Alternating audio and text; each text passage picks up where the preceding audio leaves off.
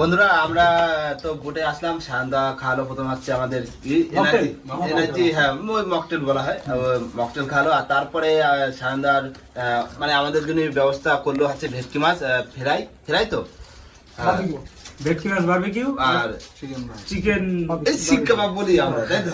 আচ্ছা দাদা, এটা কি শুধু আমরা আসলাম তার জন্য নাকি তোমার যে সমস্ত ট্যুর আছে তাদের জন্য?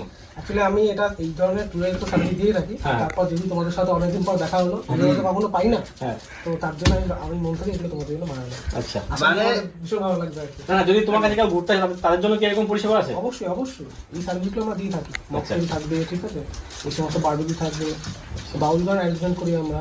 বাউল গান, বাহ, মানে সমস্ত কিছু তো আর মানে গুছিয়ে করা হয়নি, তাই না দাদা?